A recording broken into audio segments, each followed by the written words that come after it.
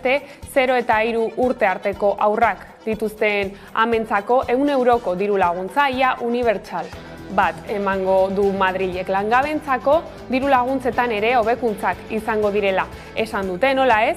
Aurrekontuen gaineko eztabaida indarra hartzen ari da Espainiako Kongresuko alderdien artean. EAJaren eledun Aitor Estebanen esanetan, jentzaleak prest daude negoziazioei marra gorririk gabe ekiteko. EH Bilduko Mertxe Aizpuruak berriz, esan du jada egin dituztela lehen kontaktuak. Hala Estebanek borondatea eskatu dio Moncloari, besteak beste Gernikako estatutuak jasotako eskumenei dagokionez. Hala ere, Bizkai Irratian egindako elkarrizketan azaldu du Madrilen jarrera ona dela negoziazioei ekiteko. EH Bilduk herritarren onura helburu duten gai sozialak jarriko ditu mahai gainean. Adierazi duenez, oso garrantzitsua da oraingoan hainbat gai lotuta uztea, litekeena baita legealdiko azkenak izatea.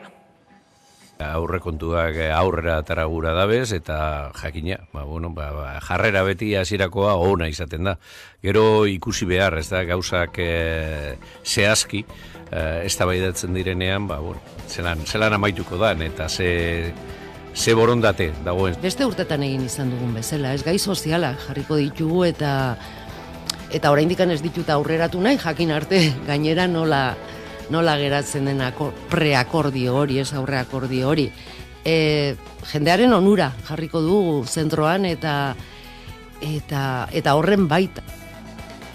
Laster helduko diogu bueltan aurrekontuen aferari, lehenago baina ekonomiarekin lotuta ere bada gaurkoan aipatzeko beste lerro bururik. Iraileak 1.851 langabe gutxiago utzi ditu Hego Euskal Herrian, zehazki irailaren amaieran 142.868 pertsona zeuden Hego Euskal Herriko enplegu bulegoetan izena eman da. Gobernu Espainiarrak eta lakoak eman dituzten datuen arabera. Nafarroan soilik egin du gora langabe kopuruak. Alfonso Gurpegi enplegu sailburu ordeak egin du Euskal Autonomia Erkidegoko balorazioa.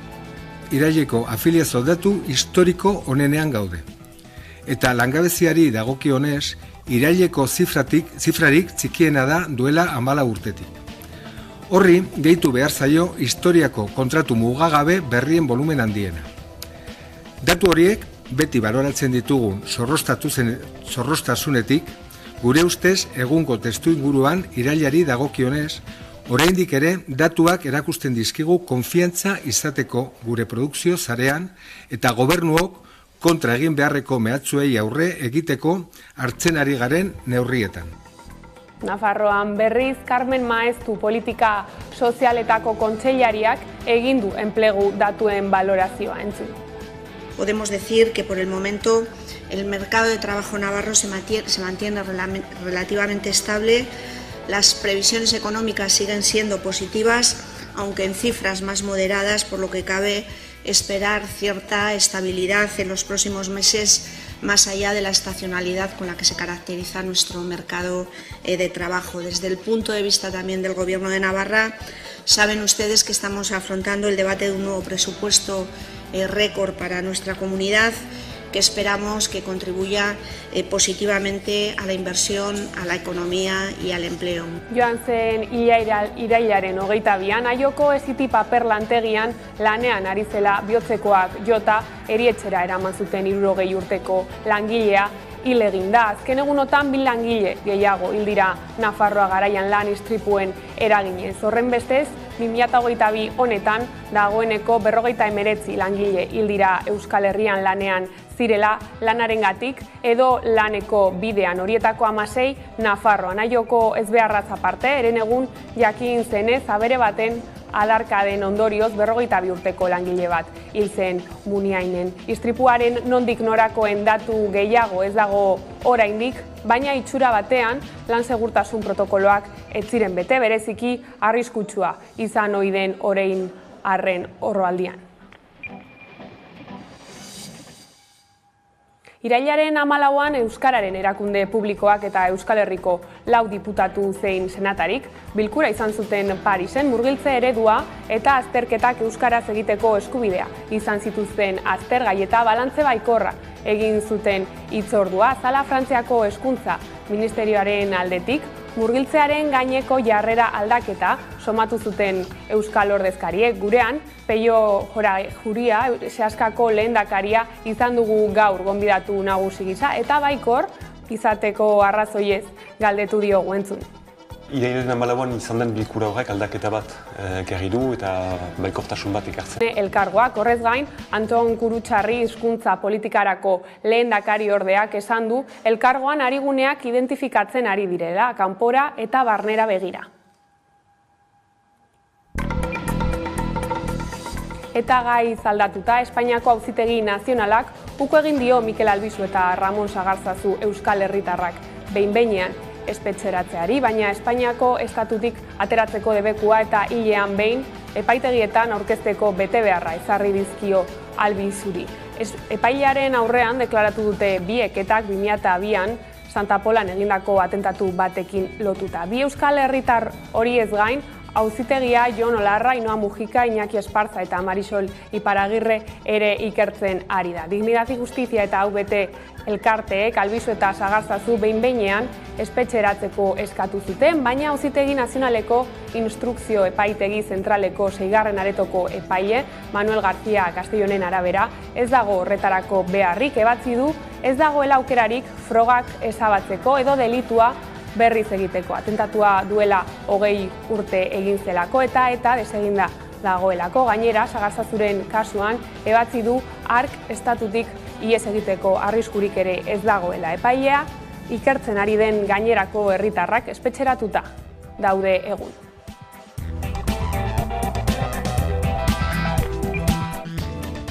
Eta Durangoko eta Gasteizko gas azpiegituretan metano iesak aurkitu ditu ekologistak martxan taldeak. Gasteizko zentroan isurketa jarraituak eta emari handikoak aurkitu dituzte eta Durangokoan aizatze hotzaren jarduera erabiltzen dela ondorioztatu dute. Taldearen esanetan, Gasteizko transmisio zentroaren egoera bereziki kezkagarria da, izan ere isurketa jarraituak eta emari handikoak aurkitu dituzte bertan 15 ihesetatik datozenak, balbulak, hodiak edota neurgailuak besteak beste. 2022ko uztailean ekologistak martxan taldea metano ihesak bilatzen hasi zen. Euskal Herritik gaza garraiatzeko sistema zeharkatu zuen eta Errioxa, Gaztela eta Leon, Kantabria eta Asturias ere bisitatu zituzten. Orotara 21 azpiegituratan egonda taldea eta horietatik 10etan metano isuriak atzeman ditu. Bestaldetik, EHUko kulturaren ondare eta paisaia ikerketa taldeak zenbait obiektu aurkitu ditu Berbeietako gotorlekuan. Aurkipen horien arabera, bertan izan daiteke EAEko gaztelu zaharrena. Belemengo etxea ikerketa taldeko kideak azaldu digu zergatik den gaztelu zaharrena entzun. Momentuz behintzat zaharrena dela esan behar dugu. Segun aurkitu dugu materiala, 6., 7. mendeko izan daitekeena, eta momentu honetara arte gure autonomia erkidegoko gazteluak eta 10. mendean, 11. mendean fetxatuak dira, lehen okupazio faseak. Eta beraz, gaztelu hau da, momentuz behintzat, eta besterik, agertuko dira agian beste batzuk, baina momentuz behintzat zaharrena.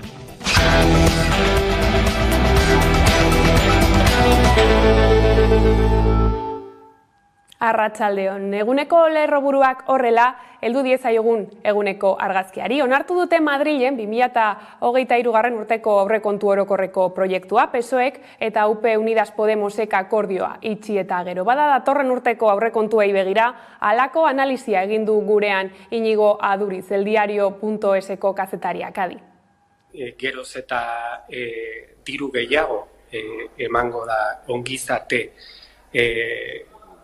eredu horretarako, hain zuzen ere heziketarako eta osasungintzarako, eta agian punturik garrantzitsuenak izango dira aurrekontu hauek bere gain hartzen dituzten neurri berri horiek, eta burura etortzen zaizkit aurren heziketarako emango diren diru laguntzak edota berdintasuna bermatzeko hartuko diren neurriak. Era berean, Espainiako gobernuak zerbitzu publikoko langileentzat proposatutako 9,9% soldata igoera onartu dute UGT eta Comisiones Obreras sindikatuek. Jaurlaritzak aurreratu du igoera berdina ezarriko duela. Nafarroako gobernu aldiz 3% igoerarekin ari da prestatzen aurrekontuen proposamena. Honen aurrean, ELAK eta LABek irmoki salatu dute igoera Espainiako estatuan negoziatu izana. Espainiako gobernuak zerbitzu publikoko langileentzat proposatutako soldata igoera onartu dute UGTek eta Comisiones Obrerasek. Decidido aceptar la oferta que nos ha hecho el gobierno en la mesa de diálogo social. CESIF sindikatuak berriz errefusatu du proposamena. Los empleados públicos vamos a volver a perder capacidad adquisitiva, vamos a volver a perder dinero. Bada Euskal Herriko zerbitzu publikoko langileen soldatak 9,9% igoera izango du. Aurten 3,5% igotzea adostu dute 2023an 2,5% eta 2,2% 2024an. Espainiako estatu osoan zerbitzu publikoko sektoreak soldata igoera izango du eta Jaurlaritzak aurreratu du igoera berdina ezarriko duela. Nafarroako gobernuak aldiz soldatak 3% igota ari da prestatzen aurrekontuak. 2010tik Madrilek finkatzen du administrazio guztietako langile publikoen soldata igoera. Hala ere, ELAK eta LABek uste dute Euskal Gobernuek badutela funtzionarien baldintzak zehazteko eskumena. Egon, badira ere aukerak eta badira gauzak egiteko egun egiten ez direna. Eta hori da funtsian planteatzen duguna, baina jakina badagoela bide bat eta esploratu behar den bide bat da hori. Igoera, baina bai, nire ustez dela eskusantzua Urkulluren partetik azkenean hor gertatzen dena dago, ez dagoela bere aldetik nahia hori negoziatzeko. Eskaintza hori kapilaren oso betik legoke bai behintzat lehen bi urteetan. Noski hori ez nahiko igora bat da, dira. 8% bat 3 urteetan, eta urten ja KPIa dago 9,9 okerezonak, ordan. Bada mezu argia bidali diete EAJari eta EH Bildurik. KPIaren araberako igoerak aplikatzea ezinbesteko baldintza izan beharko lukeela aurrekontu horiek babesteko. Eta guk esan dugu hemen EH Bilduk eta PNVek planteatu behar dute, Madrilen, urrengo aurrekontuekin lotuta, zegertatzen den, Espainiatik jarri zaigun muga honekin, ez? Lan gatazketan berriz Bizkaiko zahar-etxe pribatuetako langileak grebara deitu ditu gaur ELA sindikatuak, bihar eta etzi ere egingo dute lan uztea langile falta eta ratio eskasak salatzeko. Aiara de Urreta izan da goiz honetan Bilbon burutu duten protestan. Greba egun gehiago Bizkaiko zahar-etxe pribatuetan. ELA sindikatuak grebara deitu ditu sektoreko langileak urriaren 4 bosterako eta 0.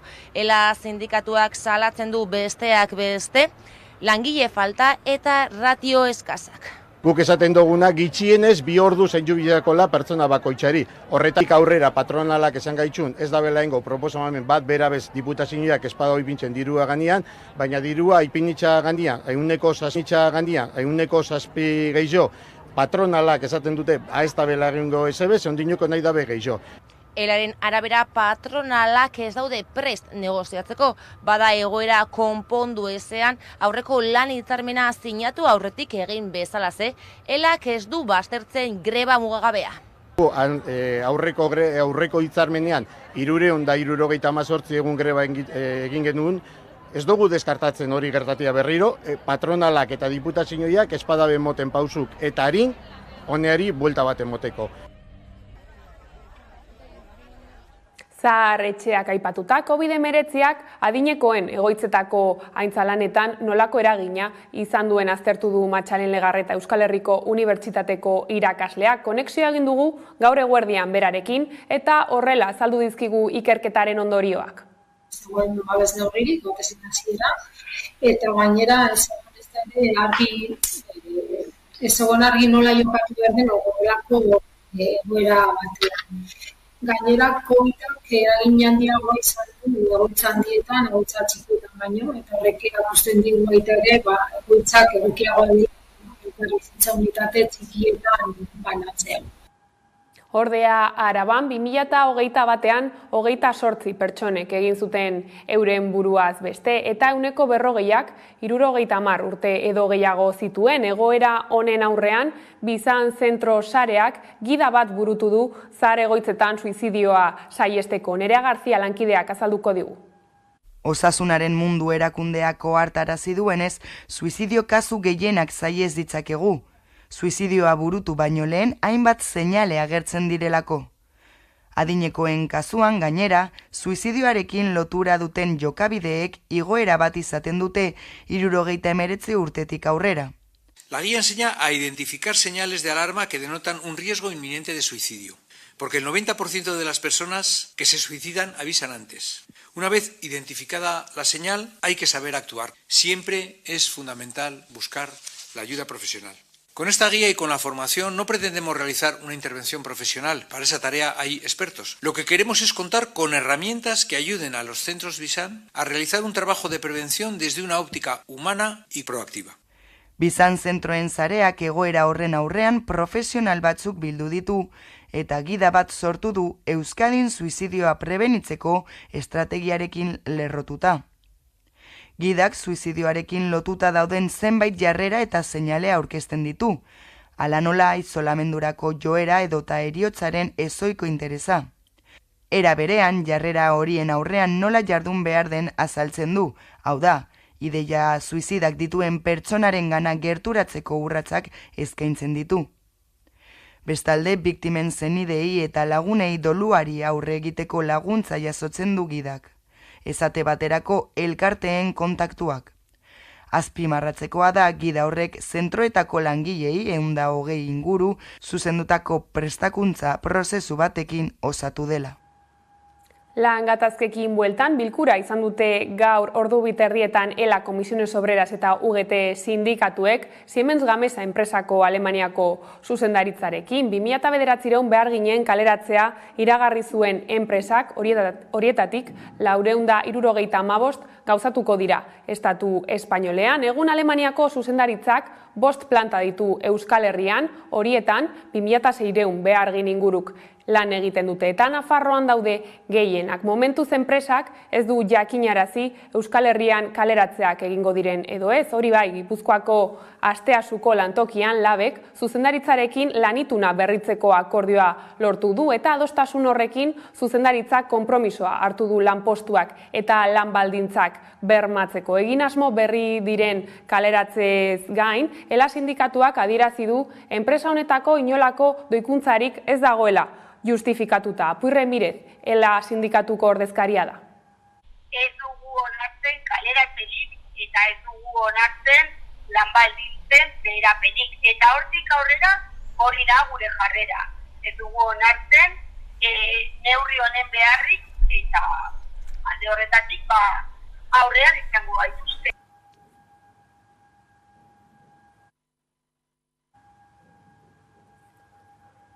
Aipatu bezala, Alemaniako konpainiak 2009 langile kaleratu nahi ditu zeinetatik 475 Espainiako estatuko lan zentroetakoak izatea aurre ikusten den. 2600 langile aritzen dira Euskal Herriko lantokietan eta horietatik gehiena Nafarra da. Bada Nafarroako enpresetatik datozen albisteei begira ziurgabetasun egoera bizi du Landabenek. Oraindik autoelektrikoaren zer modelo eta zenbat ekoitziko dituen zehazteke dagoela, kezka dago Martorelgo fabrikak ekoizpenaren zati bat eman dezakelako konpentsazio gisa. Bada LAB sindikatuak uste du egingarria dela Landabenen urtean 43 egun gutxiagoz lan egitea, bai zuzeneko lanpostuetan, bai eta mantentze lanetan edo tailerretako zuzendaritzaetan ere. Sandra Urra lankideak azalduko digu sakonago.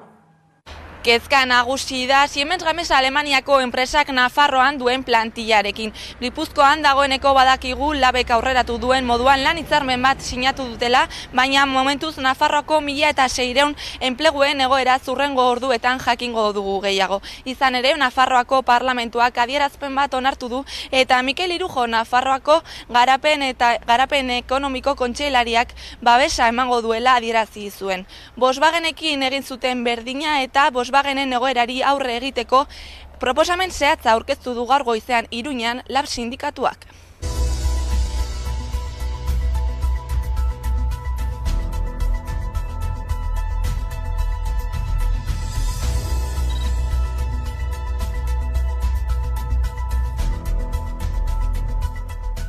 Baztertzea eztabaida edo lei faltsuak lantegi desberdinen artean ea zeinek eramaten duen produkzioaren zati handina, eta gu gokatzen dugu lehia lan baldintzen hobetzean.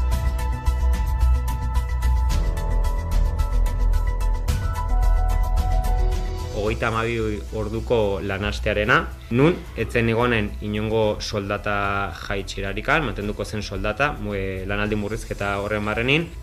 Enpresak mantenduko zituen irekita gaur egun badituen lan egun kopuru berdina, hori etzen aldatuko.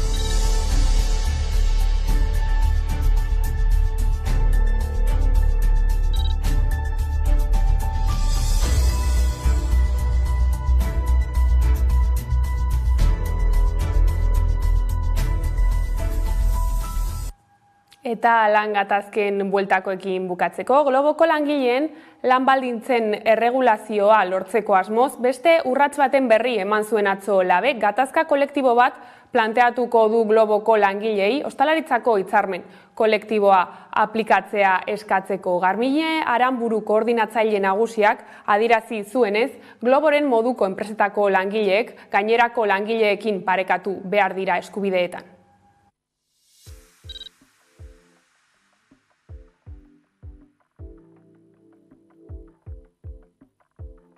Langile hauentzako negoziazio kolektiborako duten eskubidea aitortzea eta lan baldintzak arautzeko marko arautu bat ezartzeko borroka edo apustua, ez?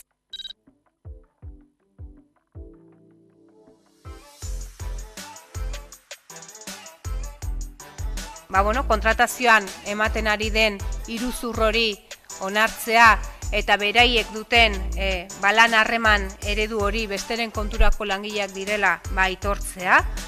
Eta horretarako gizarte segurantzan beste langileen eskubideekin parekatuz lan egiteko duten eskubide hori aitortzea. Gai aldatuta, iragan astean lau gasiez atzeman ziren Errusia eta Alemania lotzen dituen Nord Stream 2 gasbidean. Nord Streamen gas isuri nagusia eten egin da Baltikoan, bigarrena ordea ez. Suediak dio, ihes handienaren arrastorik ez dela ikusten itsasazalean. Bada testuinguru honetan, nazioarteko energiaren agentziaren arabera, Europako gas eskaerak 10% egingo du behera 2022 urtean. Aurreko astean lau gasiez atzeman zituzten Errusia eta Alemania lotzen dituzten Nord Stream gasbideetan. Bi zulo Danimarkako eremuan daude eta beste bi Suediakoan, nazioarteko uretan. Bada astebetera Suediako itsasguardiako hartarazi du Nord Stream bat gasbidean izandako bi esetako batean arrastorik ez dela jada. Aldiz bigarren ihesak emari handitu du Bornholm uhartetik gertu. Testuinguru honetan gasa hornitzeko bide garrantzitsu bat mozteaz gain, gas ihesak kalte handiak eragiten ditu ingurumenean. Gasbideak zituen 300.000 tona metano inguru isurtzen ari baitira.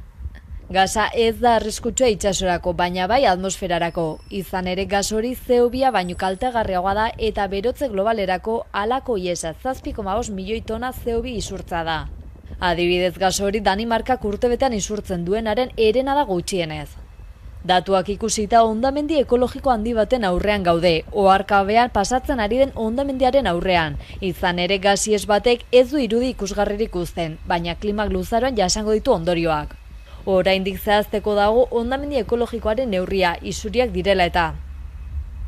Bien bitartean Errusiako Gazprom gas konpainiak adierazi du Nord Stream gasbideen presioa egonkortu egin dela oro har.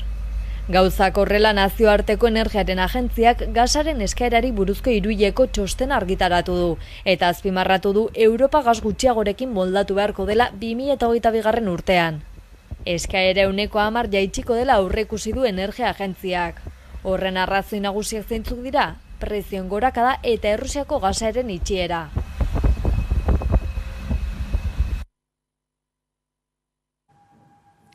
Aipatu dugu lerroburuetan ere, Euskal Unibertsitateko kulturaren ondare eta paisaia ikerketa taldeak 6. eta 7. mendeko obiektuak aurkitu ditu gaubean Berbeiako gotorlekuan. Aurkikuntza horren arabera, oraindik Euskal Herrian zehar aurkitu duten gaztelu zaharrenaren aztarnak dira. Nerea Garzia. Euskal Unibertsitateko Kulturaren Ondare eta Paisaia Ikerketa taldeak 6. eta 7. mendeko objektuak aurkitu ditu gaubean, Berbeiako gotorlekuan hain zuzen ere. Aurkikuntza horren arabera, oraindaino Euskal Herrian zehar aurkitu duten gaztelu zaharrenaren aztarnak dira. Momentuz behintzat zaharrena dela esan behar dugu. Aurkitu dugu materiala 6., 7. mendekoa izan daitekeena, eta momentu honetar arte gure autonomia erkidegoko gazteluak eta 10. mendean, 11. mendean fetxatuak dira, lehen okupazio faseak. Horrek ez du esan nahi bakarrik 6., 7. mendeetan egon zala funtzionatzen. 11. mendeko arrastoak ere aurkitu ditugu, 11., 12. mendeko arrastoak aurkitu ditugu. Danetik aurkitu da apurtxu bat, ezta? Baina, apurtxu bat aurkikuntza izarra edo, esango genuke, dala brotxe bat.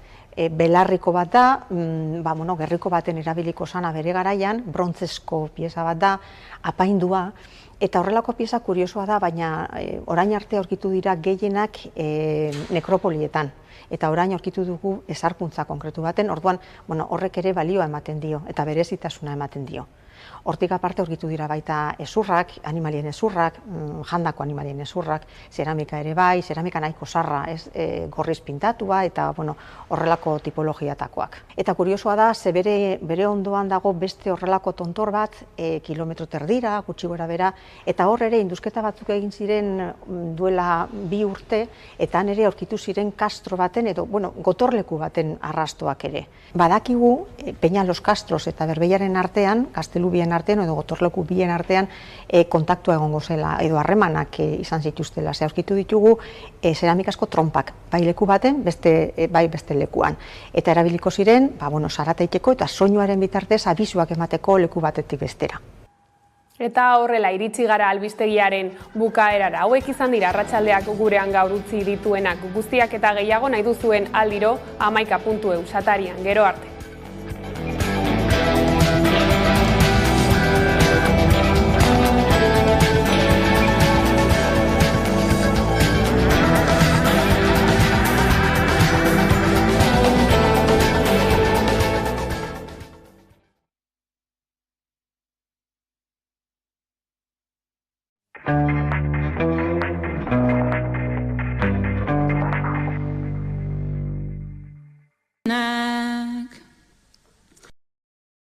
Azken aldian bizitza dira